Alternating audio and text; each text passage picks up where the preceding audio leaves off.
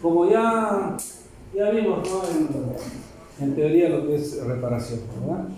Entonces ahora vamos un poco a aplicar lo que hemos hablado la semana pasada en teoría, pero esta vez lo vamos a observar ya en la parte práctica, un poco para que esté vinculado a lo que ustedes van a observar cuando lleven clínica. Cuando ustedes lleven clínica, sobre todo en mucosa bucal, ustedes van a realizar diferentes procedimientos quirúrgicos, ¿cierto? Van a hacer cortes, y ya sea para efectos terapéuticos, etcétera, para corregir algo. Y entonces estos procedimientos van a requerir pues, que el tejido que haya sido incidido tenga que repararse, ¿no? Y por otra parte, el otro procedimiento que es común en nuestra actividad como odontólogos es la exodoncia, ¿no? La extracción dental, ¿no? Entonces vamos a observar ahora las láminas que corresponden a lo que vendría a ser la cicatrización, ¿no? Post-exodoncia, ¿no? ¿Cómo? O sea, para que ustedes más o menos, como les decía, ¿no? Cuando ustedes observen a un paciente, ustedes tienen un poquito de imaginarse, ¿no? Tener una capacidad de imaginación. ¿Y cuándo ustedes van a tener mayor capacidad de imaginación? Cuando manejen la mayor cantidad de información posible, ¿no? Cuando tengan más información, ustedes van a tener mayor capacidad de imaginarse, ¿no es cierto? Entonces, por eso es importante que ustedes no solo se queden pues, con la información que aquí compartimos, ¿no? Sino busquen en la literatura, en los libros, ¿no? En la información, en artículos, etc. Más información que les pueda a ustedes permitir tener mucha más información para así ustedes puedan tener mayor capacidad de imaginación. Porque miren, cuando nosotros nos enfrentamos a un paciente, esa capacidad de imaginación nos permite realizar, ¿saben lo que se llama? El diagnóstico presuntivo. O sea, cuando viene el paciente, le preguntamos, observamos y decimos, tiene esto. Ese es el diagnóstico presuntivo. Y ese diagnóstico presuntivo, ¿no? Es una presunción, es algo que yo creo, ¿no? Pero es algo que yo creo no es porque a mí se me da la gana, ¿no? Sino está basado en una información. Cuanto más información yo recopile, cuanto más información tenga, cuanto más información yo maneje, seguramente mi imaginación será mucho mejor y mi presunción diagnóstica se acercará seguramente al diagnóstico real. De eso es lo que se trata, ¿ya? Y sobre todo, ¿saben qué? En odontología ustedes van a ver de que los odontólogos estamos acostumbrados, ustedes van a ver inclusive en la clínica cuando la llevan, que solamente para evidenciar algo, solamente se hace esto. Lo máximo que se hace es tomar radiografías. Y es más, inclusive las radiografías no definen el diagnóstico. Ustedes cuando leen y dicen, ¿no? Imagen, radiolúcida, radiopaca, que sea, compatible con, compatible, no dice que está cosa. Hay otros exámenes de evidenciación más objetiva, donde a ti te va a decir tal cosa es esto, no te va a decir compatible.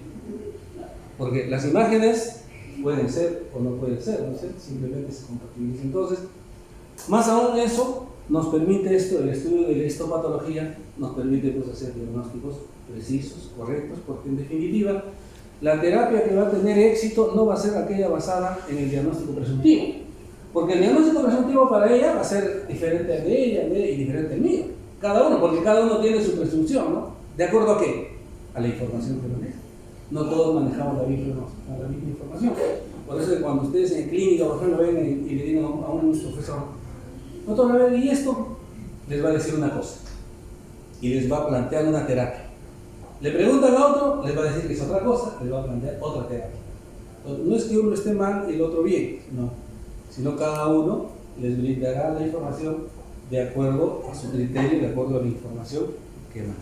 Pero lo más importante que cosa es la evidenciación. O sea, un examen auxiliar que nos va a presentar ciertas características objetivas, eso va a ser siempre lo mismo en cualquier sitio y para cualquiera. Lo que observemos nosotros acá, no va a observar lo mismo cualquiera de ustedes. No puede cambiar. Pero lo que yo presumo va a ser siempre diferente.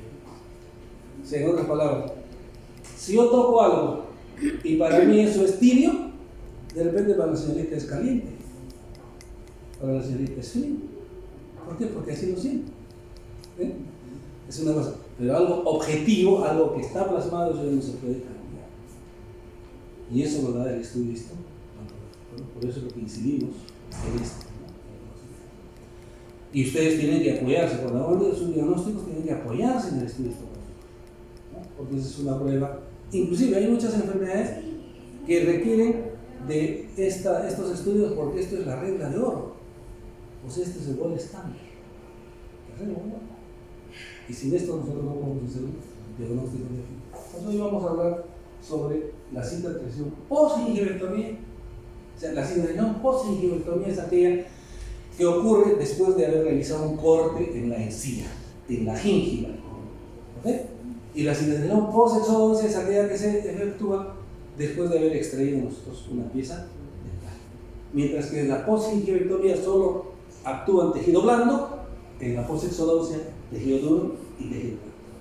Ya ustedes estarán notando de que siendo la herida incisa, o sea, de primera intención o segunda intención, cualquiera como sea, si es post-gingivectomía, será mucho más rápida la cicatrización, porque compromete pocos tejidos, siendo inclusive una cicatrización por segunda intención. En cambio, las cicatrizaciones post-exodoncia siempre van a ser lentas, siempre van a tener más tiempo. ¿Por qué? Porque compromete mayor cantidad de tejidos. ¿Ya? Entonces empezamos con la primera lámina. Primeramente quiero decirles cómo son las gingivectomías, las gingivectomías convencionales. ¿Qué cosa es una gingivectomía? Para que ustedes tengan una idea y tengamos una... y puedan ustedes, miren, si nosotros tenemos el diente acá, ¿okay? Entonces, acá está el diente, el hueso, ¿no es cierto? Así.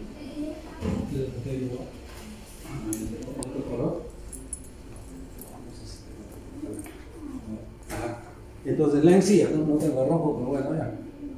La encía ahí está, ¿no? Listo. Esa es la encía. Muy bien. Entonces la gingivectomía se hace como terapia cuando hay enfermedad de la encía. Puede hacer de que esta encía, por ejemplo, esté inflamada. Vamos a ver si lo tenemos inflamada. Listo. Entonces el corte que se hace de la encía es acá. Se corta esto. Esto se corta, se vuela. Pues. ¿Y qué queda? El tejido expuesto. Claro, si nosotros observamos, a ver, vamos a imaginar. Pero esto sería central, esto lateral, ¿no? Este sería el canino. Entonces, miren, si nosotros hacemos una gingivectomía aquí, entonces al cortar, todo esto que estoy marcando va a quedar libre, ¿no es cierto? Todo esto va a quedar libre, expuesto. Todo ese tejido conectivo puede quedar sacado. ¿Correcto? Entonces la herida está expuesta. Entonces, si la herida, vamos a decir, pero así se deja, no.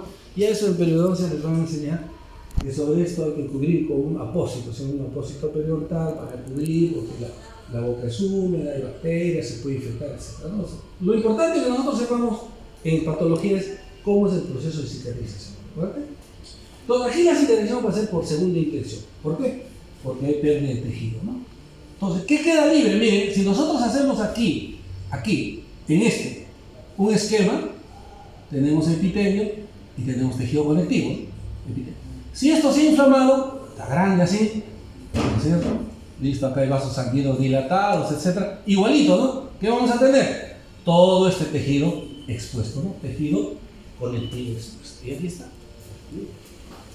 Este es el espacio, esta es la cavidad bucal, el espacio. Y miren acá, este es el tejido conectivo. Y si ustedes ven, fibroblastos, tejido fibroconectivo expuesto. Los primeros 2 días tenemos esto. Así va a estar la herida. Pero, como les he dicho, no va a estar libre, ¿no? Sino va a estar cubierta por un apósito que lo va a cubrir, que lo va a proteger esa herida. No se deja así libre. ¿Por qué? ¿Por qué pasaría si lo dejamos libre esa herida? ¿Qué pasa si lo dejamos libre ese día? Sí, entre bacterias. Claro, ¿por qué? Porque hemos dicho hay factores locales. ¿Se acuerdan que en teoría hemos dicho factores locales? Humedad, bacterias, los alimentos y tantas cosas que lo van a lógicamente complicar, ¿no es cierto? Y entonces, al complicarse, el proceso de cicatrización se va a tarda bastante. ¿Ok? Esto es algo. Entonces, ¿qué tenemos? Miren, tenemos tejido conectivo, ¿no? Fibroblastos tejido fibroso, ¿no? Algunos vasos sanguíneos dilatados, ¿ok? Y congestionados. Característico de todo tejido lesionado a las 24 horas. Así. Muy bien. A partir de las 48 horas, esto es 48 horas, 3 días, hasta 4 días, lo que va a ocurrir aquí es, miren, un infiltrado, ¿no? Característico. ¿Infiltrado de qué? De polimorfo nucleares. Claro, porque recuerden ustedes, los primeros 3 días, 4 días, ¿qué cosa ocurre? Inflamación. Infiltrado de polimorfo, de neutrófilos, polimorfo. La herida todavía sigue abierta, ¿no? Miren, la herida todavía está abierta, pero hay un infiltrado, mayor cantidad de células, ¿ven? Algunos, acá puede haber algunos neovasos, pero este infiltrado poco a poco se va haciéndose también mononuclear, o sea, hay neutrófilos, pero también va habiendo linfocitos, monocitos poco a poco, ¿no? Porque recuerden, ustedes hemos dicho 3-4 días aproximadamente, hasta 3-4 días es la inflamación aguda. A partir de ese día ya hay un cambio, ¿no? Pero la herida sigue abierta, ¿eh? Ahí está. Más células, regresa a la anterior. Miren la diferencia. La siguiente. Miren. ¿Ok? La siguiente. Muy bien. Esto ya más o menos es a los 7 días, ¿no? Miren, a los 7 días. Este tejido conectivo ha sido cubierto por epitelio y miren acá el estrato basal. La característica del estrato basal es un estrato prolifera, o sea que aquí el estrato basal está en proliferación. O sea, para que pueda haber cicatrización de la encía, así como en cualquier otro tejido, primero tiene que el tejido conectivo formar un colchón, hemos dicho, ¿no? Una base sobre el cual se produzca esta epitelización. Pero esta epitelización, como ustedes ven, es casi recta, ¿no? Y así no es la encía. La encía tiene clavos epiteliales. Entonces, ¿eso qué quiere decir? Que tiene que haber todavía un proceso de manipulación. A los 7 días se cubre la herida, sí, pero ahí no termina la cicatrización. Es más, tiene que haber una contracción, inclusive de la siguiente. Miren, acá sí. Miren, los clavos epiteliales, ¿eh? Más o menos a un nivel, el tejido conectivo, ¿cierto? Y inclusive la encía que ya tiene signos de queratinización. ¿Por qué? Porque el epitelio en la encía es para queratinizar. Entonces, como ustedes verán, como un tejido que ha sido lesionado, ¿cierto? Como un tejido que ha sido lesionado, un tejido que ha sido retirado, puede repararse nuevamente por procesos no solamente de fibrosis, ¿no? Sino también por procesos de proliferación. Porque acá hay actividad proliferativa más intensa en el epitelio que en el tejido conectivo. En el tejido conectivo también hay, los fibroblastos proliferan, sintetizan fibras colágeno, sustancia amorfa, pero es el epitelio el que tiene mayor actividad proliferativa. ¿A expensas de qué estrato? ¿Qué estrato es el estrato proliferativo? El estrato basal, no se olviden, siempre el basal, en condiciones normales. Miren, la próxima, claro, este miércoles, ¿no? Mañana vamos a tener la teoría de neoplasias. Ustedes seguramente han visto ya el video, no está observado. Por ejemplo, en condiciones patológicas, en neoplasias, por ejemplo, los epitelios no solamente proliferan a expensas de la basal, no. La mitosis atípica va a ocurrir en la basal, en el espinoso, en la granulosa, hasta en el córneo. Eso se llama mitosis atípica. Y creo que en el video lo menciono, ¿no? Sodoma y Gomorra. Sodoma y Gomorra, ¿qué quiere decir? Ustedes saben, Sodoma y Gomorra, en las escrituras bíblicas, Sodoma y Gomorra era un lugar donde era un caos, es decir, la gente, pues, es decir, ¿no? Era cada quien hacía lo que quería, etc. Igual, eso es lo que ocurre en la neoplasia. Pero acá, en una proliferación que es ordenada, en una proliferación donde hay mitosis controlada, donde hay factores inductores que hacen de que haya proliferación y hay factores inhibidores que ponen freno, o sea, hay un control mitótico. O sea, la mitosis aquí no es descontrolada. En la reparación, la mitosis es acelerada, es cierto. Hay mayor velocidad, es cierto. Pero eso no quiere decir tampoco que es descontrolada. La mitosis tiene sus frenos, los frenos mitóticos. Porque imagínense, vamos a imaginarnos que no habría control de la proliferación. ¿Qué pasaría con el epitelio? El epitelio seguiría creciendo ilimitadamente. Y eso no ocurre. Aquí hay un control. En las patologías como en las neoplasias hay un descontrol. No hay frenos mitóricos. No hay quien diga, oye, hasta aquí nomás. No. ¿Por qué? Por razones ya que seguramente ustedes estarán viendo por el video. ¿Están viendo el video? ¿Ah? ¿Está viendo nomás así o está analizando también? También tomando apuntes, analizando. Listo, hasta aquí alguna pregunta, porque esto es lo que correspondería cicatrización post-gingi.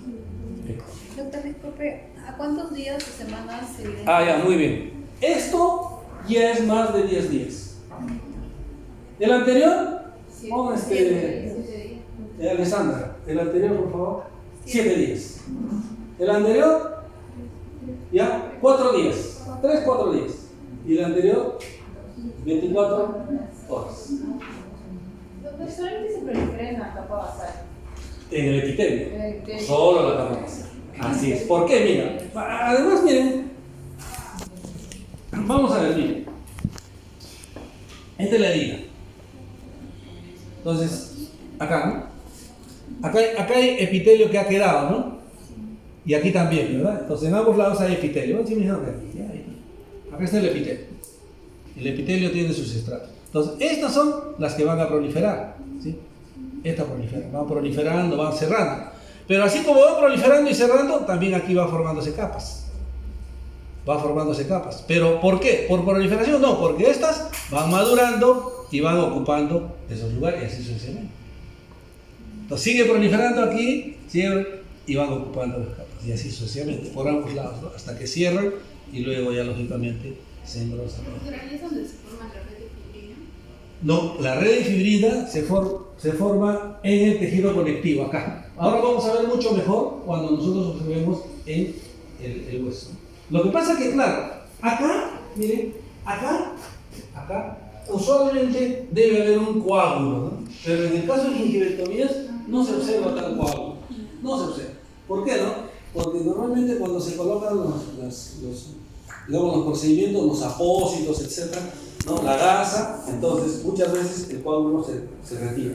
Entonces se coloca sobre el tejido así, se coloca el apósito, ¿no? Entonces hay una pequeña cantidad de fibrina aquí, simplemente como para cubrirlo, para hacer una fase entre lo que es el apósito y el tejido. Pequeña cantidad de fibrina, no hay un coágulo verdadero. Entonces no se forma una red, no se forma una red, como en el caso que ahora vamos a ver en el alveolo. En el alveolo sí se forma una red, digamos como una estructura que va a permitir, como un andamiaje, ¿no? Eso es para que le dé resistencia y estructura. Entonces, ¿qué es lo que va a pasar, no? Miren, va rellenándose esto, y una vez que cubre, lógicamente estas células van a ir subiendo a la parte superficial, van madurando, y esta tiene capacidad también de seguir proliferando, y estos van desfamándose, ¿no? Poco a poco, porque en realidad las células basales no es que pierden totalmente su capacidad. O sea, el freno mitótico no es un freno mitótico permanente.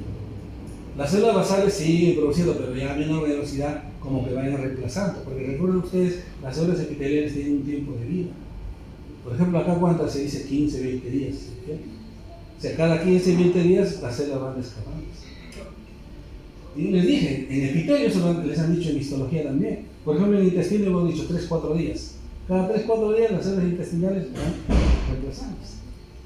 Entonces, si se van reemplazando, ¿qué quiere decir? Que hay algunas que proliferan. Y eso es cierto. O sea, no todas, algunas. ¿Para qué? Para cumplir ese reemplazo. Para garantizar ese. Eso es lo que ocurre entonces. Bien, la siguiente, Alessandra. Bien, ahora tenemos nosotros la cicatrización post-exodoncia. Entonces, la cicatrización post-exodoncia, vamos a utilizar este mismo grafiquito por acá.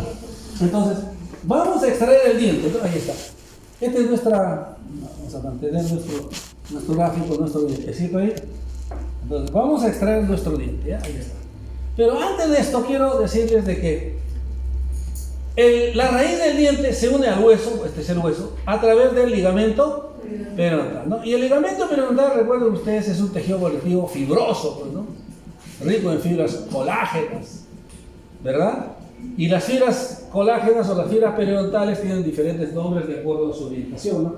Hay fibras circulares, transeptales, periapicales, horizontales, crestoalveolares, crestodentales, es decir, una gran cantidad de fibras. Todas son fibras del ligamento periodontal. Entonces, ¿qué hacen estas fibras? ¿Qué hacen estas fibras? Como su nombre ahí y como ustedes pueden observar, ¿no? Las fibras lo que hacen es unir, ¿no? La raíz con el alveolo, con el hueso. Entonces, ¿quiénes garantizan que el diente esté fijo en su alveolo? Las fibras. Las fibras. ¿Ok? Ahora, ¿en qué consiste una exodoncia? Una extracción. Entonces, cuando ustedes van a hacer una extracción con el instrumento, lo que van a hacer es esto, ¿no? Agarrar el diente, para acá y retirar.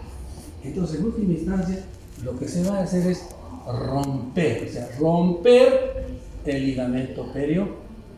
Entonces, al extraer el diente, va a ocurrir esto. Así es, ahí está. Se extrae el diente sale para afuera, ¿ok? El diente sale para afuera y va a tener la mitad de el ligamento periodontal. ¿No entiendes? ¿No entiendes? ¿Entiendes o no entiendes? Ya. Si no entiendes, te repito hasta que entiendas. Ya, entonces miren. Saco el diente, saqué el diente. ¿Sí? La mitad del ligamento periodontal ha quedado impregnado en el hueso, en el alveolo. Es un huequito. Y la otra mitad ha salido pegado en la raíz.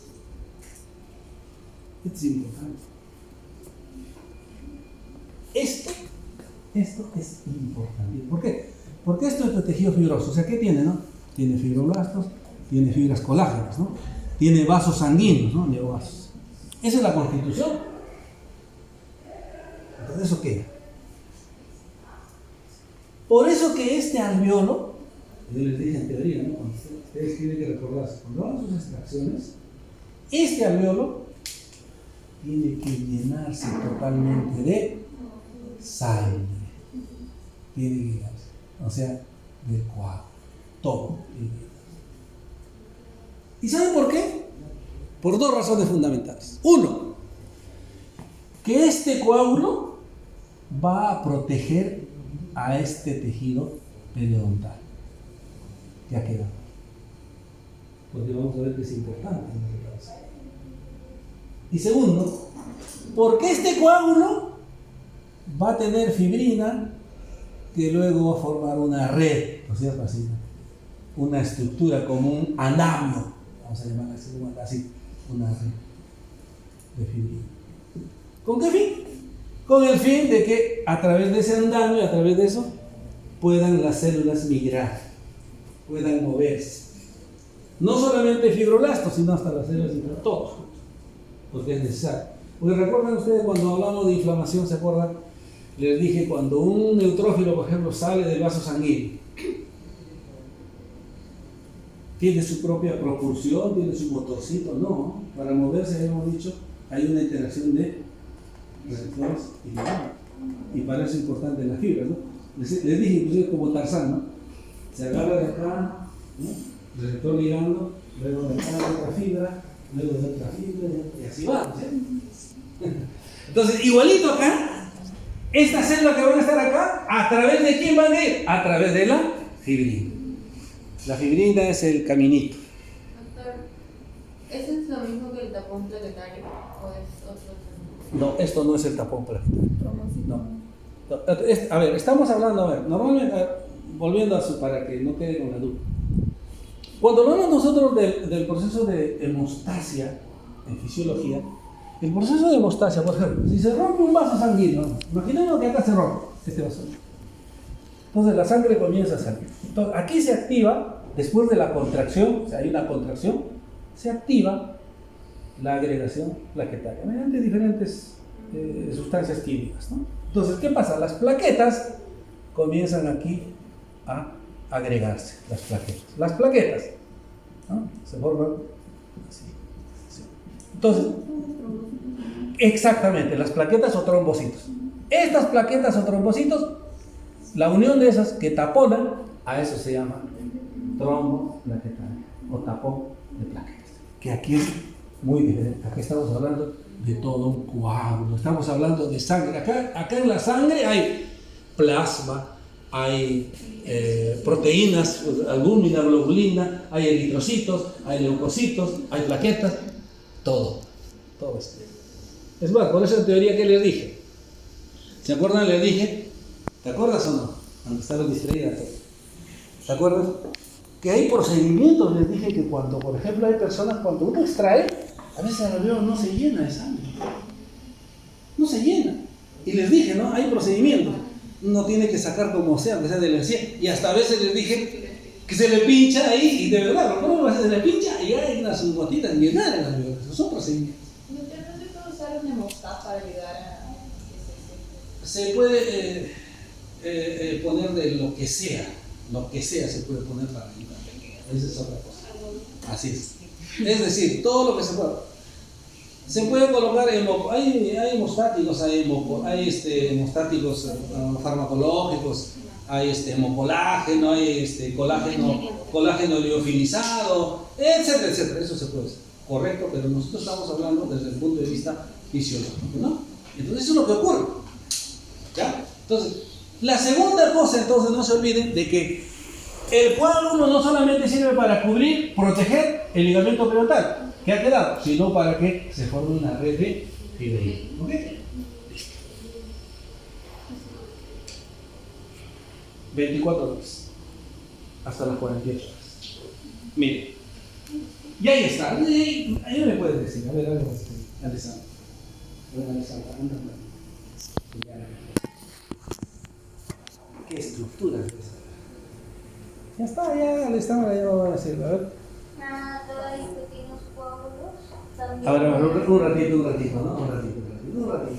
Primeramente, cuando hacemos lectura, hay que hacer lectura de un lado para allá, de arriba para acá, o si quieren del centro para los lados. Así es.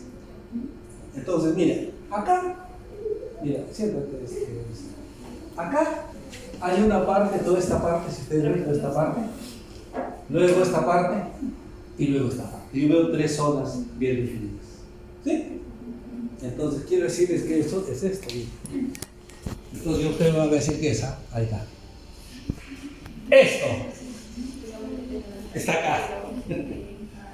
Entonces, les pregunto, ¿qué es esto? Trabécula, ese es el hueso alveolar. ¿Qué es esto? El ligamento periodontal. ¿Y qué es esto? ¿Listo? ¿Sí o no? Más, ¿qué vamos a explicar ahí más? ¿Sí? ¿Qué más podemos decir? Nada más, está todo claro. ¿Sí? Listo, vamos a la siguiente. Bien. A mayor aumento. Acá, a mayor aumento, ¿no? ¿Para qué? No? Uno, a mayor aumento. Para que realmente veamos de qué está constituido cada una de estas partes. Aquí está.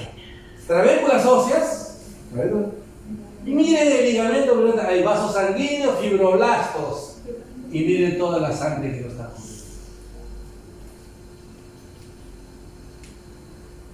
Pregunto, ¿qué pasa si, por ejemplo, el paciente no te obedece, no te hace caso? ¿No? Y entonces en Chasquitamo preparan una pachamanca justo ese día. ¿Así es? Ya está pensando, mira, la señorita ya se comió su pachamanca de 7 sabores. 7, ¿sí o no? 7 sabores, ¿no? Y se le sale esto. Se le sale todo. ¿Qué va a pasar con esto? Claro, va a estar a la intemperie, se va a infectar. Eso es la alveolitis. Esa es la alveolitis. Entonces, si esto se va a necrosar, ¿de dónde va a haber esa reparación? No. Por eso es importante garantizar que el coágulo se mantenga. Doctor, ¿hasta qué tiempo puede, el paciente permanecer con eso y ya no hay solución, como que yo lo vuelvo a pinchar, se sale el coágulo, lo vuelvo a pinchar y no sé si cae la probabilidad de que se salga? De que se salga, ahí. Estamos hablando 5 días, 4 días, 5 días. Hasta los 4 o 5 días, tú tienes que decirle. Por eso que a los pacientes se les dice, pues, ¿sabe qué? Dieta blanda, no vamos por ahí, cuídate, no enfogatorio, no esto, no lo otro. Por esa razón. No sé, pero imagínate, hay que se lo cepillo, lo vas a dejar seguro. ¿Quién se hace en casa? No sé. Ya se perdió. Se la va con una cita. Ah, si se perdió el coágulo ya. Si se perdió el coágulo, vamos a imaginar, ¿no? Y esa es otra cosa, es Se le otro vuelve a curso. pinchar. Es otro curso, siempre es otro curso, pero no importa, pero está bien la pregunta. Normalmente uno dice, ay, pues la solución. ¿La solución? ¿Cuál es la solución? Es que se tiene que hacer nuevamente el mismo procedimiento Se le vuelve a pinchar. para formar coágulo. O sea, si lo que tengo que hacer, le pongo anestesia, porque le está doliendo, le pongo anestesia, y agarro bicureta y otra vez comienzo a hacer esto. ¿Para qué? Para que por acá los vasos sanguíneos, nuevamente elimino todo esto, para que nuevamente la sangre de acá vuelva a llenarse, ayudándolo con antibióticos y cosas. Eso es lo que tenemos que hacer. Eso es lo que ¿ya? Muy bien. Entonces ahí está. Veo yo aquí los elementos del ligamento periodontal y veo aquí. Doctor, ese procedimiento que usted dice tiene que hacer al instante. ¿Se tiene que hacer? O sea, a mí se me sale el coágulo. No, se tiene que hacer. No, normalmente una vez que se le sale el coágulo no va a venir el paciente. O sea, el paciente no se le sale el coágulo e inmediatamente no va a estar ahí. ¿Cuánto tiempo de tolerancia puede No, hay pacientes que vienen pues, después de 4 o 5 días ya con su infección, con su alveolitis ya ahí avanzada. Hay otros que vienen al día siguiente, otros vienen a los 2 días, otros a los 4 a los 5 días, otros vienen ya con la cara hinchada, eso ya depende. Doctor, disculpe, lo que pasa es que ya es 3:30 y hay unos chicos que tienen... Ya, ¿quiénes son los que tienen? Ya, vayan. Oye, ya, prácticamente ya. No, Doctor, ¿eso cuántos días es? ¿3 días? les va a pasar el video a la señorita. Sí, por favor. Sí. Doctor, ¿te puedo revisar la guía? No, por ahí no, se han salvado. Yo sé que han trabajado. Yo sé que han trabajado. Felizmente disfrutaré.